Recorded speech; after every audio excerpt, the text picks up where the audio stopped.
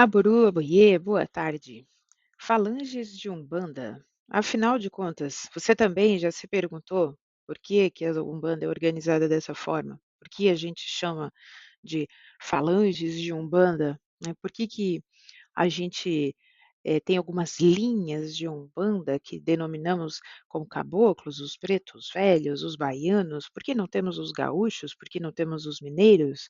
Você já se perguntou por que temos marinheiros e não temos a falange dos ferreiros, por exemplo? Enfim, se você é curioso como eu, se você está num terreiro de Umbanda, já se fez essas perguntas e fica se dando essas respostas absolutamente sem sentido, esse vídeo é para você, que já é velho de macumba ou que está chegando, mas que tem curiosidade de entender por que historicamente as coisas se configuraram dessa forma. Vamos lá que eu vou explicar um pouco do que eu conheço. Eu, evidentemente, já tenho mais de 30 anos de Umbanda, eh, e já tive muitas curiosidades das mais distintas possíveis.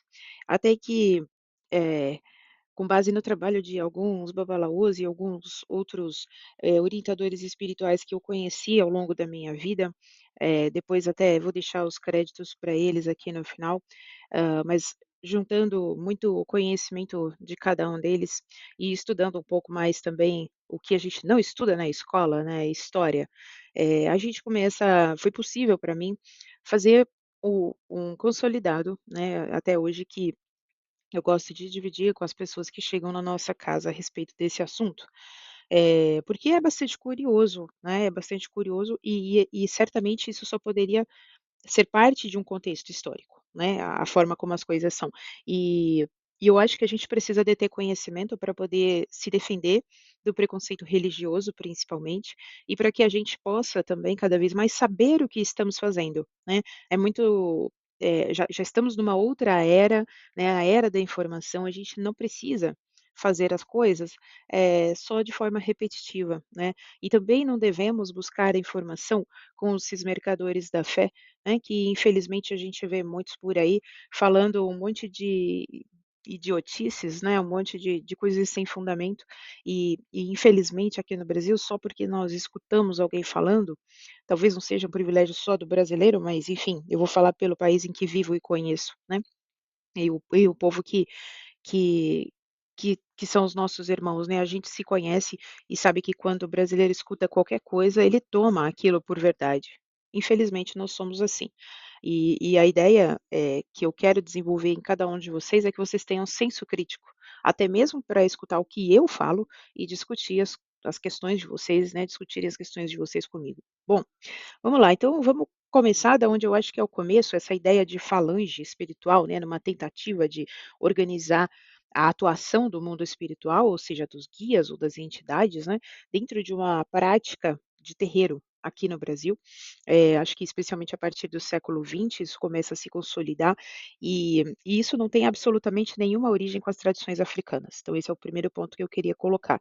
Quando a gente trata de culto de orixá, não existe em lugar nenhum, no Ixexelabá, não existe esse tipo de configuração hierárquica, né, ou até mesmo de, cadeias e agrupamentos. Então essa ideia de linha, falange, grupo, né, assim, espiritual da forma que nós conhecemos na Umbanda, isso surge no Brasil, né, uma época ali profundamente marcada pelo sincretismo religioso, o espiritismo kardecista, que é um grande câncer, né, dentro das religiões de matriz africana, na cabeça, né, do brasileiro que se inseriu na religião de matriz africana, e do catolicismo. Falar um pouco então dessas origens e por que que eu disse isso do espiritismo kardecista.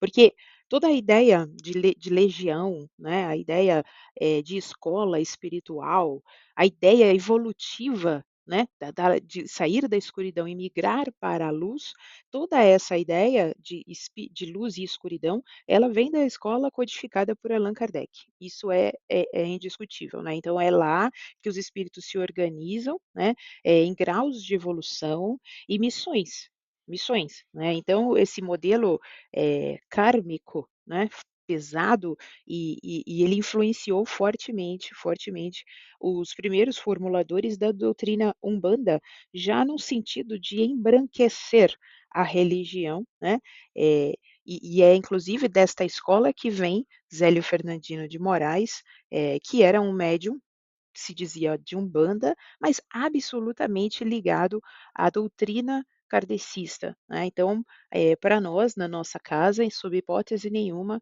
nós dizemos que Zélio é o fundador da Umbanda, né. Ele pode ser para algumas pessoas, para nós, nós não consideramos que seja ele. Quem você considera que seja, Aline? Eu não considero que seja uma pessoa. Eu considero que alguns movimentos negros, né, dos pretos daquela época, e do nosso povo brasileiro também, né, da nossa cultura popular, acho que esses movimentos, e aí é uma outra história, eu não vou entrar para não me aprofundar demais, mas num outro contexto histórico, ele forma essa estrutura que nós hoje chamamos de Umbanda. Teve também influência, né, na nossa formação de Umbanda aí por volta do século XX, do militarismo simbólico, né, então a palavra falange, ela é uma palavra, né, de agrupamento militar da Grécia Antiga, e isso começa a ganhar, né, uma roupagem mais simbólica, porque era a ideia dos exércitos do bem, né, então os agrupamentos dos trabalhadores. Imagine o seguinte, né, agrupamentos de espíritos que trabalham no local sob a ordenação de um guia-chefe, né, mas que estivesse, assim, mais elevado, né, o que é um conceito que para mim também não faz muito sentido. Eu acho que os nossos amigos espirituais que se dispõem a trabalhar nas nossas casas, eles não têm, graus, né, de graus hierárquicos, né, existe a hierarquia de uma casa, não é, que é aquele que abriu a casa, fundou a casa, conhece a história da casa, os objetivos da casa, os seus valores, e precisa fazer com que todos os outros determinem para si próprios se aquela casa e aquele formato é bom para eles ou não é. É tão simples quanto isso, mas do ponto de vista de evolução, é impossível para nós, podermos fazer esse tipo de classificação. "Ah, o chefe da casa é o mais evoluído". Quem falou? Né, então, sob que critérios a gente faz essa determinação? Então, isso na verdade não é uma preocupação dentro da nossa casa, e isso não deveria ser uma preocupação em lugar nenhum, né.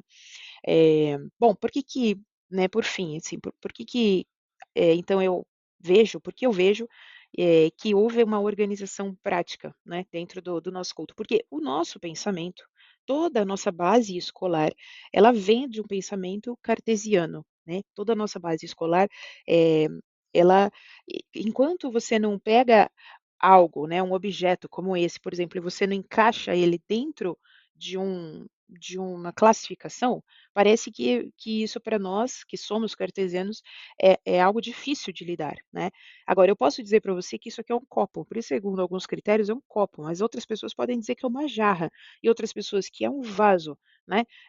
Pode parecer que é de vidro ou que não importa, o fato é que todo mundo precisa olhar e fazer uma classificação para isso, né. Ninguém pode simplesmente lidar com a essência básica disto aqui, que é acomodar, né, essencialmente líquidos por conta do, sei lá, do seu formato, por exemplo, tá. Então, quando nós vamos lidar com o mundo de orixá e com o mundo espiritual, a gente infelizmente parece que se não sabemos quem é a nossa entidade, né, que está trabalhando conosco, o nome, de onde ele vem, se ele não usar uma guia deste tamanho pesada, parece que a gente fica sem identificação. Então, pessoal, vamos começar a procurar desconstruir esse conceito, porque as coisas não são assim dentro da Umbanda, né? Por muitos anos e ainda hoje tem entidades que algumas vezes trabalham comigo, eu não sei dizer quem elas são, ainda bem, né? Eu não preciso saber quem elas são. A mim me basta saber que elas vêm, executam um trabalho que eu não teria condições de executar e fazem algo que tem a ver com o valor da casa que nós construímos. Então, fico muito grata que não entram na nossa casa espíritos que não tenham a ver com o nosso trabalho e que não venham para colaborar, né. Todos que entram na nossa casa entram, no sentido de colaborar, e isso tem muito mais a ver com, vamos chamar, com aquilo que nós, como comunidade, conseguimos gerar, né, vamos chamar, eu não gosto do termo egrégora, mas é um pouco nesse sentido, tem a ver com aquela forma de sermos, né, que não atrai alguns tipos de espírito, né, então é tão simples quanto isso. Eu tenho certeza que para vocês a próxima pergunta que vem então, é muito do porquê, né, mas então, por que que afinal de contas, a Umbanda atualmente continua se organizando assim, né, por que que a gente continua seguindo a mesma linhagem?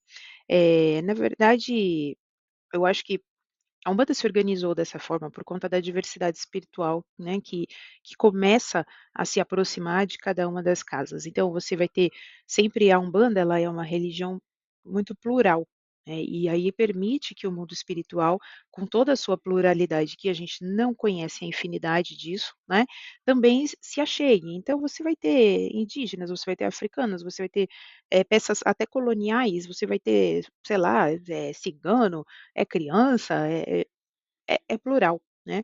E essa estrutura, né, de falanges ou de linhas, faz com que, o espírito para chegar até a nossa casa, ele se molda, ele se adapta, né. Eu gosto muito do Babá Mário Filho, ele faz uma analogia que eu gosto muito e é algo como isso que eu vou dizer. Então, se você vai numa festa, essa festa é black tie, né, você não anda de smoke todos os dias, certo? Mas você se adapta, né, você se veste e procura se comportar da melhor forma possível dentro daquele tipo de festa que você está indo. Então, o que acontece dentro de um terreiro, do ponto de vista da espiritualidade, é muito parecido com isso. Se nós vamos fazer uma gira de marinheiro, eu não sei se é um marinheiro que está se, né, alguém que já foi da, o que que é um marinheiro? Alguém que já foi da marinha? Alguém que foi pescador? Alguém que, sei lá, eu hoje trabalho aonde? Na indústria naval, gente, não dá para nós pensarmos dessa forma, né, não caberia mais dentro do contexto, né, dos séculos e das gerações que passaram, né. O que é mais importante nessa conversa é a gente entender que tocamos os pontos, evocamos com a cabeça positiva, o coração bem intencionado, aqueles espíritos bem intencionados, e eu sempre falo assim, às vezes eu acho que eu trabalho com um único espírito, e é ele que vem todas as todas as vezes. Olha como seria muito mais prático isso, só que ele vem cada vez com um traje. Olha que maravilha. Mas enfim, porque não dá, não é possível para ninguém afirmar, né, que um espírito vem ou não vem de uma determinada história, até porque eles não nos contam, né. Eles não vêm, às vezes eles nos trazem a história deles, mas veja, vamos supor que um médium tenha né, se trabalhe numa casa com várias linhas, né. Ah, tem preto velho, tem criança, tem caboclo, marinheiro, baiano, etcétera. Desses todos, se um trouxer a sua história parcialmente à tona, eh, a gente já está aí com uma grande vantagem, porque falando sinceramente, né, quase nenhuma entidade traz a sua história à tona para gente. Mas aquela que nós temos mais afinidade ou que pode eventualmente fazer de alguma forma parte da nossa ancestralidade, essa pode ver sentido em nos trazer, talvez, um pouco da sua história, né? Ou aquelas que vão dar significado à história daquela casa e aí fazem uma contribuição nesse sentido. Então, é um pouco assim que as coisas funcionam, né. E quando eu falo que o médium deve procurar a profundidade na sua incorporação o mais genuíno possível, é porque é através dessa sinceridade, que ela é do seu caráter como médium, é através desta sinceridade sua para com você mesmo, é que você vai poder se aprofundar na história dos seus ancestrais, dessas entidades que estão vindo e trabalhando, usando o seu corpo, trabalhando com você. E eu acho que isso é parte muito importante para a gente que vive no mundo espiritual. Agora, eh, se uma pessoa virar para mim e disser: "Olha, porque a história do meu caboclo da Cruz Azul aqui, ó, é essa, é assim, é assado, o cara fez assim, assado", quem sou eu? Né, eu só sou um ser humano comum, eu não tenho a menor condição de validar ou invalidar o que aquela pessoa está me dizendo. "Ah, mas ela me enganou com a história", isso não muda absolutamente nada na minha vida, ela só está me contando uma história que, por sinal, nem do meu interesse era. Eh, então, isso é algo de interesse nosso, de cada um de nós, pessoal. Me interessa conhecer a ancestralidade e conhecer a história daqueles que trabalham comigo. Isso é bom para mim, para que eu tenha mais afinidade com eles, mas eles provavelmente só darão esse privilégio a mim a partir do momento que houver confiança nessa relação e troca. Quando o médium toma a incorporação para ele e o ego dele fica maior com relação ao processo da incorporação e do trabalho com essa entidade, isso vai se é como você ter um amigo no qual você não confia, né. ou que o combinado era você dar um espaço para ele e você não dá. Por que que ele vai trazer a história dele para você? Por que que ele vai se, né, dividir com você? Então vejam, o Iuá Pelé, gente, o bom caráter, até para a incorporação, para que você possa dar o seu melhor na espiritualidade e também receber da espiritualidade o seu melhor, e não ficar vivendo das suas próprias ilusões, da sua cabeça, ele é absolutamente essencial. Eu acho que por conta do sincretismo, por conta de toda a adaptação, foi necessário essa organização dentro da Umbanda, foi assim que o brasileiro resolveu fazer, para que também houvesse uma didática para explicar o inexplicável até o momento, né, para os médiuns, mas hoje já não vejo que é inexplicável, afinal de contas eu trouxe a vocês uma explicação histórica, e quem tiver curiosidade e quiser parar para ler mais e conhecer mais sobre a história da formação da Umbanda, precisa ler sobre a história do Brasil. É necessário, eu não vou ficar me aprofundando aqui sobre a história do Brasil, mas eu estou dando já para vocês a trilha de onde buscar o conhecimento. Então, conhecendo a história, né, da formação das religiões no Brasil, vendo, e eu vou disponibilizar uma linha do tempo para vocês, mas vendo aonde cada coisa acontece, a gente começa a ver que pela ordem dos fatos, a construção atual, ela se fez da forma que se fez. Nesse momento, eu até gostaria de destacar que a nossa religião, na verdade, ela vive um momento de desconstrução destes conceitos que foram construídos para que nós pudéssemos sobreviver, né, com relação ao preconceito e outras questões, pudéssemos sobreviver até agora, né, porque afinal de contas o espiritismo nada mais foi do que isso, né, tentar explicar de forma científica algo que o homem não tem domínio, certo? Eh, então, eu acho que hoje nós já podemos começar a desconstruir essas ideias, decidir para que caminho, né, a nossa filosofia de vida pessoal vai seguir, né? Se nós vamos seguir para uma filosofia mais afrocentrada ou se nós vamos continuar seguindo uma filosofia kardecista, né? Sem julgamento de valor. Ambas têm o mesmo valor, né, são filosofias. Mas é importante decidir qual caminho você quer ir para que as coisas façam sentido para você, porque as 2 filosofias de orixá e o kardecismo são absolutamente antagônicas em alguns pontos, né. Vejam, o kardecismo acredita que você tem, eh, uma conta enorme para pagar, né, que você nem conhece e etcétera, e que tudo que você vive de desgraças aqui na Terra é por conta desse passado que você não se lembra e não conhece, né.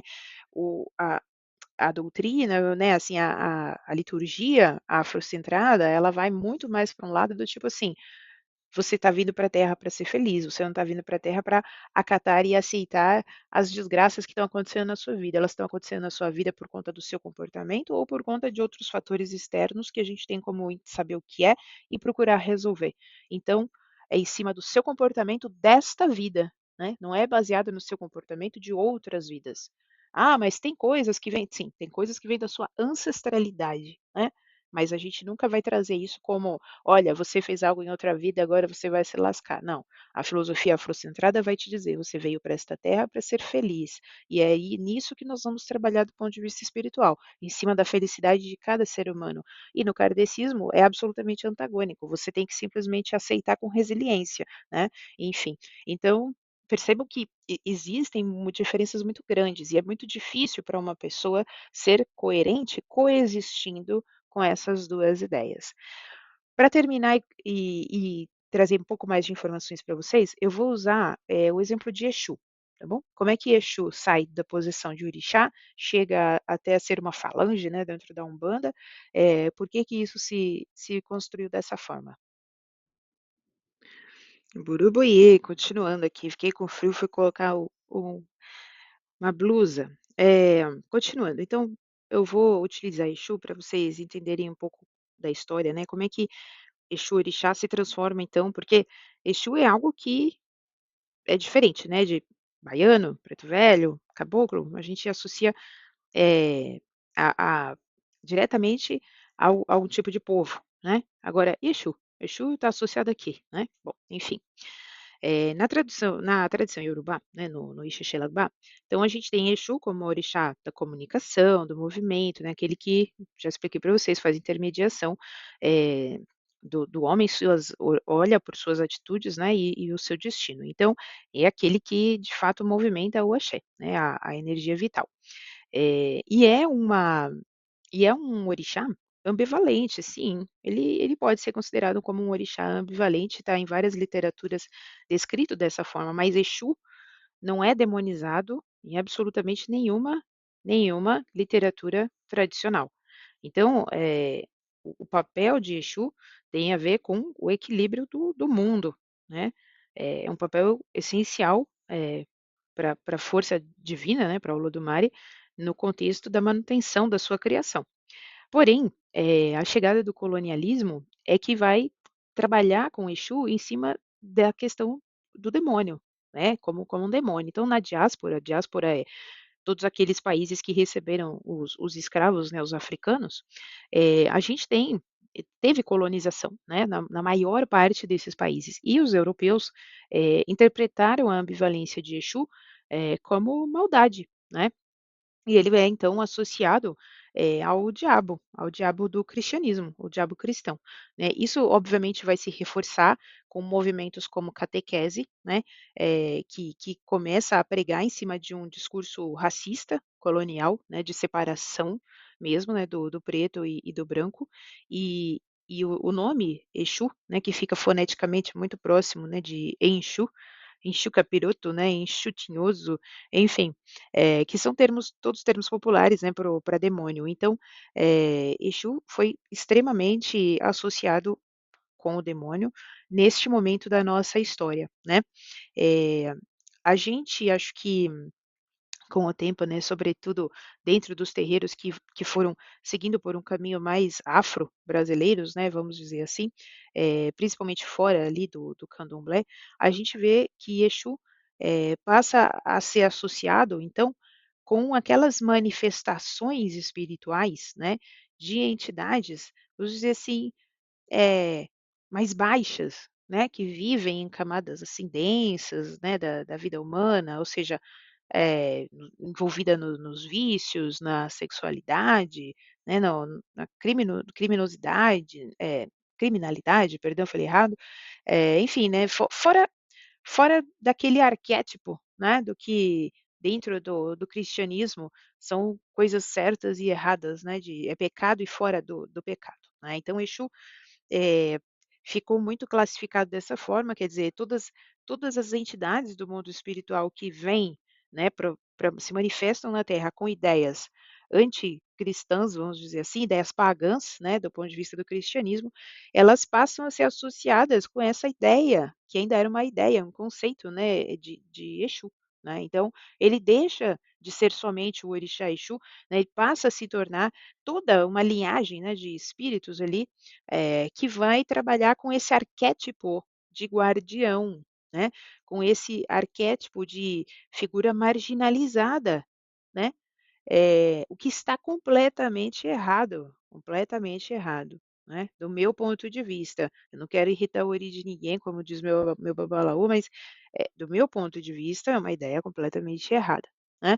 Eh então, aqui a gente começa a ver que Exu passa por uma, né, o nome Exu passa por uma transformação, mas como é que de fato o nome Exu é associado a Satã, por exemplo, a Satanás, né, ou Lúcifer ou outros nomes, né. Então, existiu antes, né, de voltar a falar de Exu, estou com o meu roteiro aqui e vou, eh contar algo para vocês também, que eu aprendi também, com estudos, né, que pude ler, pude ter acesso, contato, também do Babá Mário Filho, eh, mas que está consta também, né, nos livros de história, etc. Eu acho que um marco importante da distorção da imagem, né, de Exu durante o período colonial tem a ver com o fato de um pastor, né, um autor específico, chamado Samuel, acho que é Ajay Crowther, algo assim, que se fala o nome dele. Eu me lembro muito mais da palavra Samuel, nome dele. Eh, ele é um nigeriano, nascido em território, Iorubá, mas ele foi capturado, né, na época da escravidão por traficantes de escravos, depois foi libertado pelas forças britânicas e viveu em Serra Leoa. e lá ele acabou sendo educado, né, por missionários anglicanos. Então, mais tarde, ele se ordenou ali pastor, né, dentro da ordem anglicana. E esse é o primeiro autor que traduz explicitamente a palavra Exu, né, como devil, né, como diabo, né. Então, ali por volta de 1800 e alguma coisa, ele falece em 1891, né, mas ele, um africano, iorubá, convertido ao cristianismo, se torna o primeiro bispo anglicano, né, da África Ocidental, e aí ele faz uma tradução da Bíblia, e nesta tradução da Bíblia ele traduz o nome Exu, né, como devil. Isso atualmente, gente, é uma grande polêmica, né, queria inclusive, reforçar, acho que é importante que vocês saibam do que está acontecendo, dentro, né, da nossa religião, dentro da desconstrução, como eu falei inicialmente. Então, dentro da desconstrução dessas, eh, dessas estruturas brancas, né, aonde a gente começa a querer trazer o culto tradicional para dentro das nossas casas, para que a gente, tenha resultados melhores e comece a seguir uma filosofia, de vida e religiosa mais uníssona, né, mais coerente, existe um movimento, eh aonde nós, que somos do culto tradicional, lutamos, contra a demonização de Exu, né. Então é o movimento Exu não é Satã, né, e esse movimento ele é bastante forte dentro das casas, né, que são do Ixexelabá, né, de pessoas que já foram iniciadas por outros Iorubá, ou seja, é um movimento para revalorização de Exu, né, do Exu Orixá. A gente tem um livro, eu vou depois deixar aqui o nome, mas é Yoruba Culture, a Philosophical Account. Eh, esse é um exemplar importante, de um professor, o professor Kola Abimbola. Ele denuncia, né, essa essa distorção do conceito de Exu, coloca isso como um epistemicídio, né, africano. Então, a própria Universidade de Lagos, na Nigéria, já foi sede desse movimento Exu is not Satan, né. Lá, nós temos o início de uma luta para a tradução histórica, contra, né, a tradução histórica equivocada do nome Exu. Então acho que era importante vocês saberem isso, eu tenho uma camiseta desse movimento, e acho que seria importante que todos vocês adquirissem, e soubessem falar sobre esse movimento, de onde ele vem, por que que ele acontece. Vamos lá, pessoal, mais um pedacinho aqui. Continuando, né, colocando para vocês um pouco, de peso na conversa, né, qual que é a consequência de uma tradução como essa, né, porque a partir do momento que a gente toma por conhecimento, né, eu estou fazendo um resumo muito sem detalhes até para vocês, né, existiram muitos outros fatos históricos não menos relevantes, que contribuíram para a estrutura da Umbanda como ela é, que contribuíram também para a estigmatização de Exu, e tantas outras questões relacionadas à nossa religião, mas eu vou começar por esse ponto e quero passar para vocês um pouco da consequência, né. Acho que a primeira consequência eu já coloquei, estigmatização mas não só do Exu, estigmatização do culto tradicional de orixá, né. Então nós que somos os vulgos macumbeiros, somos estigmatizados, né, por pagãos, por demoníacos. Quais de vocês hoje podem falar com liberdade de que religião vocês são?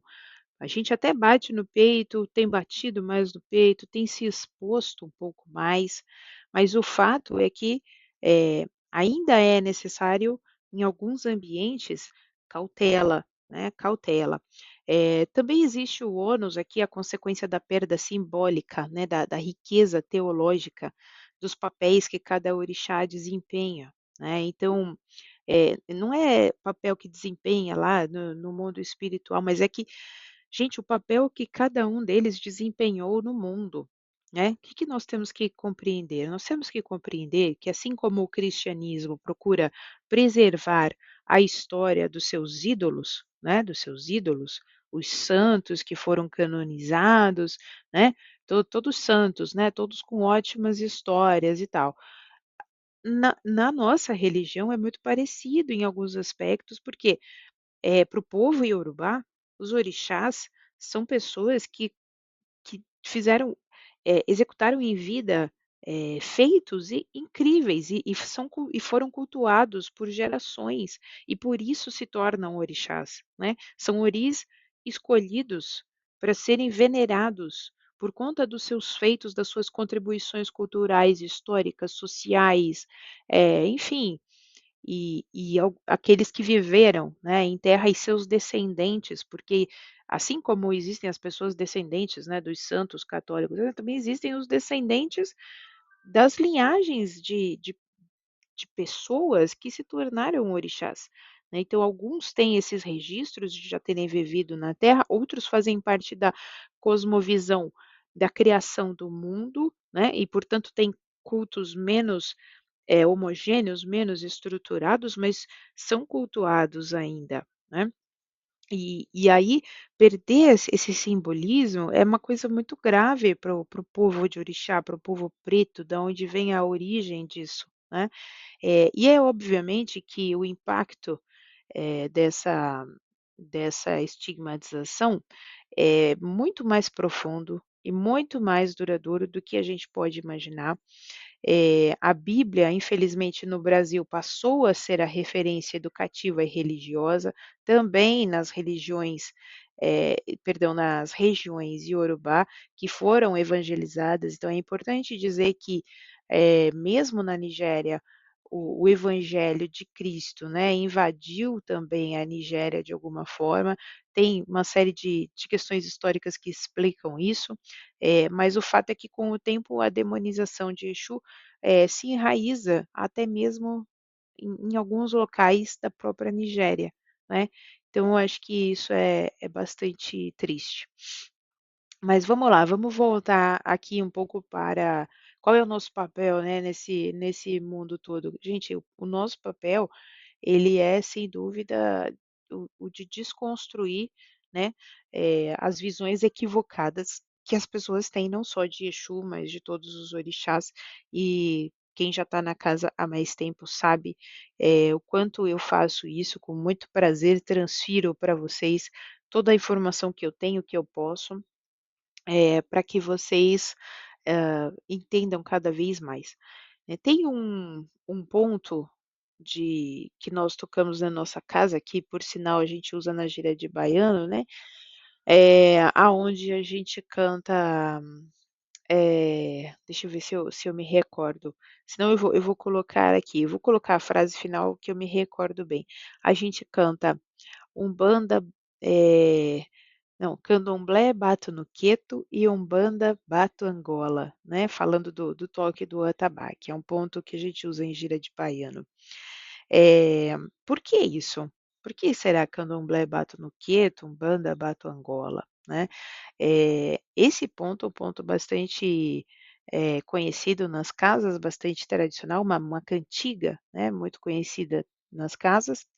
E eu já expliquei para vocês algumas vezes, né, que dentro da Umbanda, esse conceito de trabalhar com os espíritos do jeito que nós trabalhamos, ele vem muito mais, da tradição de Angola, né, do povo que vivia e que vive em Angola, né, que lida com os voduns, do que com o povo, que lida, e que cultua orixá, né.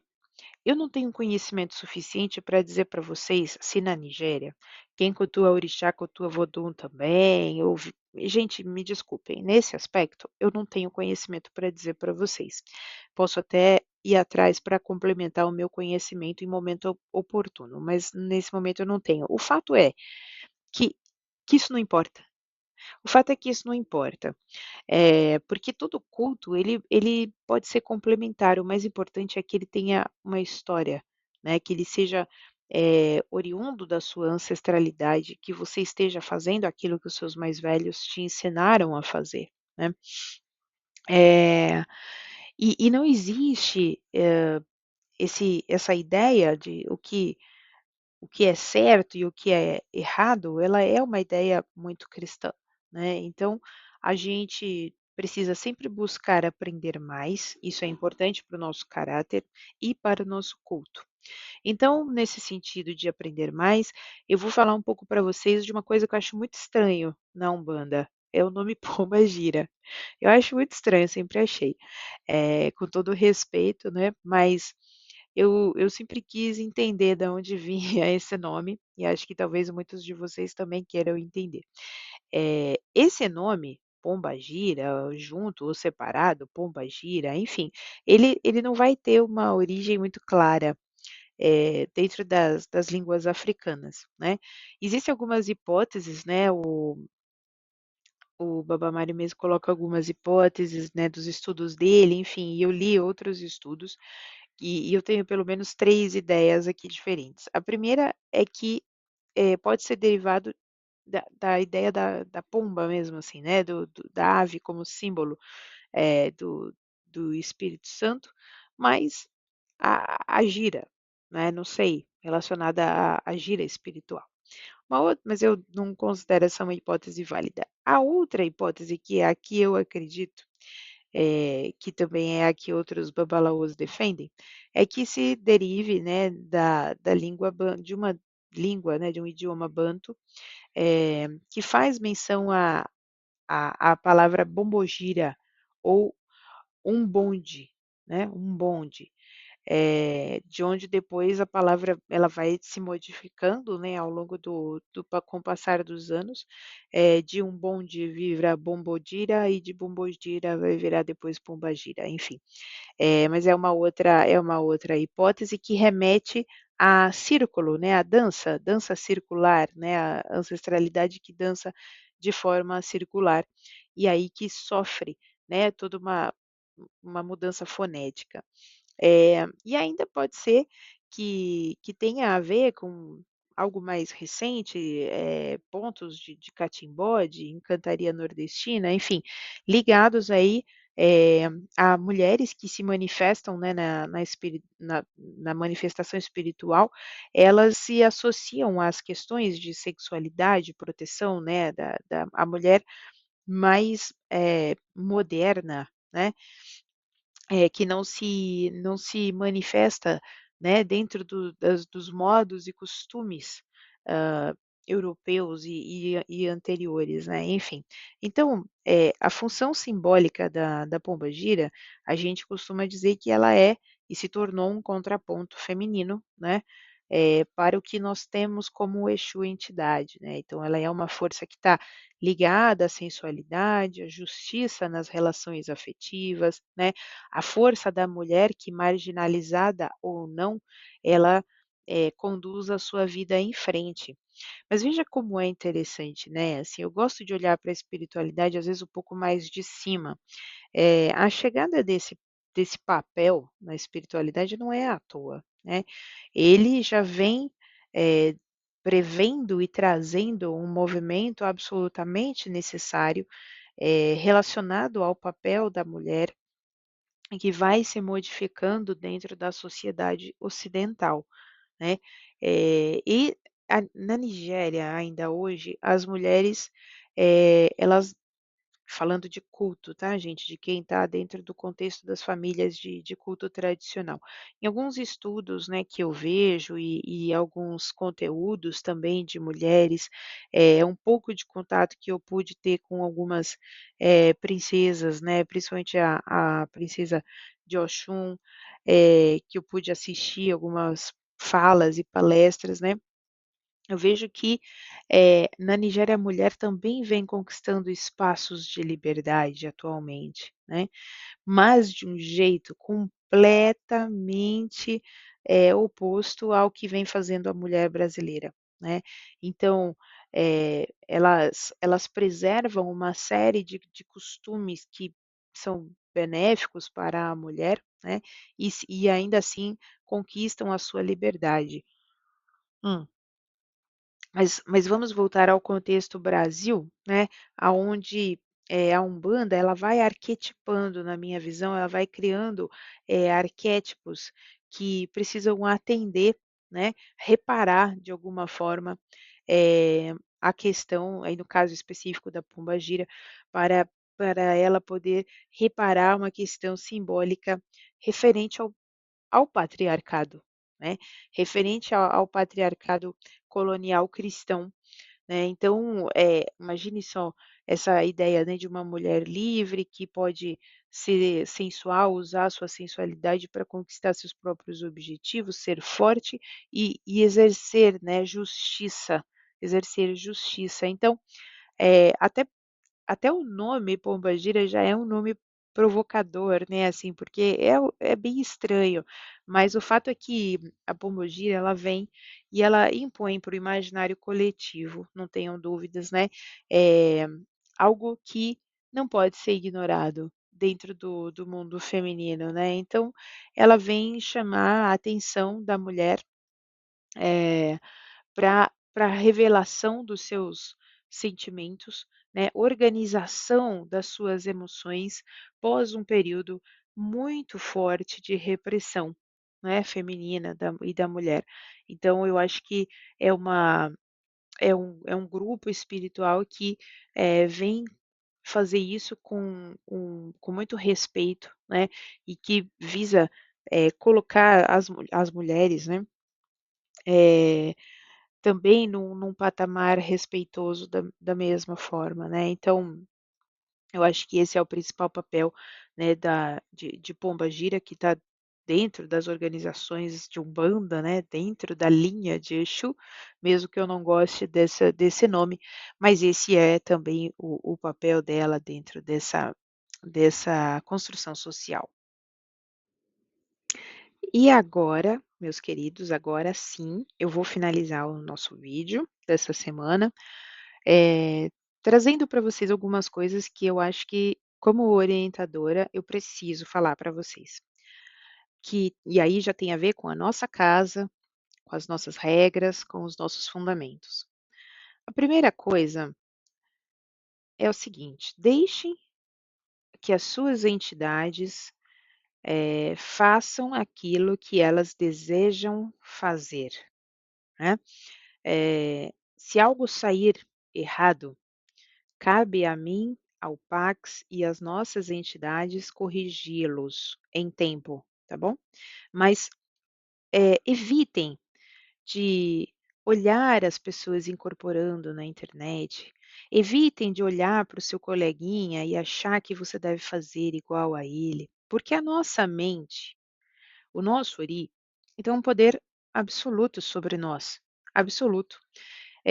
E nós temos as nossas questões pessoais, nossos medos pessoais, né. A gente muitas vezes acha que pode fazer algo errado ou acha algo muito bonito, e aí a gente sente o desejo de, eh configurar ou fazer algo muito parecido e que seja muito bonito. Mas é uma pena que a gente faça isso, porque a gente massacra a espiritualidade quando o nosso ego, e isso é ego, né, tudo isso que eu estava falando para vocês é ego, quando o nosso ego se põe, eh, a definir, né, de que forma a espiritualidade vai manifestar a sua dança, vai manifestar a sua reza, vai manifestar o seu brado, a sua cantoria, enfim, tá certo? Então, esse é o primeiro ponto. Eu gosto, nós prezamos pelas incorporações genuínas, né? Aquilo que nós que temos mais de 30, 40, o Pax 50 anos de Umbanda, imagine quanta coisa já não passou na nossa vista, e quando a gente vê algumas coisas, a gente bate o olho e sabe. Eu sei de que casa, às vezes, a pessoa veio, só de ver a incorporação da pessoa, né. De que linha era, né, de que linha de estudo, eu quero dizer, era a casa que aquela pessoa chega e vem fazer parte da nossa depois, né. Então a gente consegue saber, porque a gente sabe o que cada filosofia prega, né, então vai moldando a cabeça das pessoas. Eh, Procurem se aprofundar em conhecimento, para que vocês possam, abrir cada vez mais a cabeça de vocês e dar para as entidades, para a espiritualidade que quer trabalhar com vocês, mais profundidade naquilo que elas colocam, né. Terceiro ponto, procurem, fixar o seu propósito de estar numa casa de axé em se melhorar, sabe. Melhorar o seu próprio caráter, melhorar as suas falhas. Não existe ninguém que não tenha falhas de caráter. Todos nós temos falhas de caráter. E se existe um objetivo pessoal, um propósito em estar numa casa de axé, é para se expor e para melhorar o nosso caráter. Então, partam da premissa que todos somos iguais, todos temos falhas de caráter que precisam ser melhoradas. E a gente tem que ser capaz de se gostar, apesar das falhas de caráter de cada um. Né? E ter a paciência necessária para nós desenvolvermos o nosso propósito dentro de uma casa, ele é pessoal e comunitário. Então, o nosso comportamento, ele deve nos favorecer para que a gente se desenvolva, e o nosso comportamento também deve, na mesma proporção, favorecer para que a comunidade se desenvolva, tá certo? Ou seja, todos os nossos irmãozinhos também se desenvolvam. É, e procurem estar presentes no máximo de rituais e de trabalhos possíveis, né? Embora o nosso mundo de orixá e a Umbanda andem em caminhos paralelos, mas eles andam em caminhos paralelos com mãos dadas. Aonde estão dadas as mãos? As mãos estão dadas exatamente no ponto em que dentro da Umbanda, habitualmente nós, como médiums, não temos tempo para cuidarmos de nós. A gente até tenta fazer uma série de coisas e de rituais dentro da Umbanda que ajudam a gente a se manter, ajudam na energização, ajudam a gente a se sentir parte, né, do grupo, da comunidade. Eh, e que são bênçãos para nós, mas é muito importante entender que a maior parte do tempo em transmissão de ensinamento atualmente na nossa casa está dentro do culto de orixá. Está inserido nos momentos em que o culto de orixá acontece, porque é lá que eu consigo, seja eu ou através mesmo dos próprios orixás ou das entidades, é lá que eu consigo traduzir para vocês e transmitir a maior parte do conhecimento. Ou seja, é ali que eu consigo também cuidar de cada um de vocês, é ali que a gente consegue fazer com que vocês se desenvolvam mais como seres humanos, né. Eu não posso dizer nada diferente disso, porque, embora seja escolha de cada um de vocês, né, de que ritual vocês desejam participar, mas, sem dúvida, é dentro do ritual de orixá que está a maior parte das possibilidades de desenvolvimento pessoal, né. Porque se vocês não se desenvolverem pessoalmente por lá, aí a maior parte do trabalho vai estar com as entidades de vocês que não têm obrigação nenhuma, de fazer com que vocês mudem, né, de caráter, fazer com que vocês melhorem, fazer com que vocês não, isso não é dessa forma.